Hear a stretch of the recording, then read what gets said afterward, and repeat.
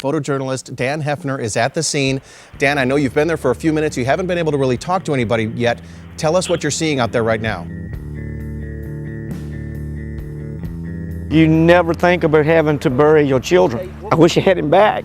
The people that you may not have known yesterday, you put your life in their hands today. It seems like it's already there, and you just gotta take away the bad and leave the good. Grapes grow in beautiful places. You'll find wherever there's a vineyard, there's always a lovely backdrop of mountains and sun. Buried beneath this rugged terrain lies a secret. Lily's family just hopes it won't stay that way for long. We need closure on this terrible crime, so please, again, if you have any information, please contact the authorities. It's dark. You're out there a third of the way. All of a sudden,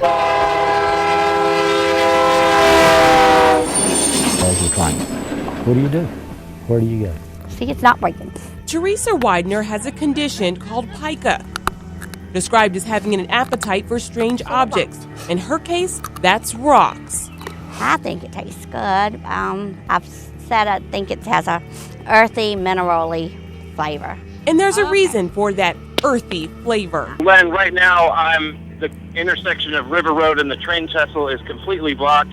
There are a number of emergency vehicles here. There's a train actually on the tracks right now that's stuck about halfway across.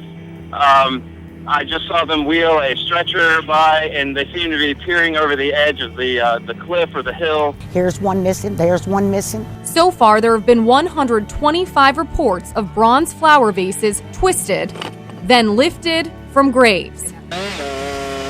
He first felt that excitement last winter. After cutting firewood for hours, he wanted to do something fun. So he made this. 105 decibels. The old bags register at 87. We compared this to other loud things.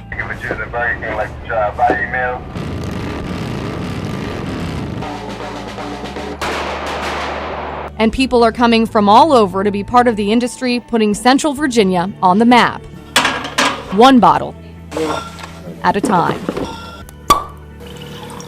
Cheers. Cheers. Widener says she has cut back, but as for stopping, I don't want to, no. I'm just being honest. A good rule of thumb is when you're climbing the ladder, keep your belt buckle in the middle of the ladder. So that way, you're not going to be hanging over the ladder, things like that. Just be careful, ladders are, it's a great tool to have, but certainly it's something that you can get hurt with too. Now it's an act of Congress getting down 4 steps in my front yard. A temporary challenge, considering what this 39-year-old diabetic was facing just months ago. Really the only 2 options were to either bear with it as long as I could, or to have a below-the-knee amputation.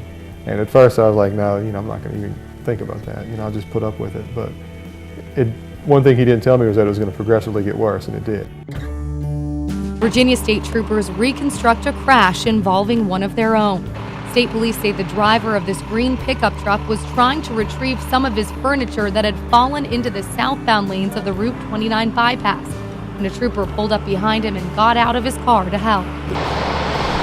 Sheriff Jimmy Ayers had the tough job of escorting his stretcher to a rescue helicopter waiting nearby. What's that like for you?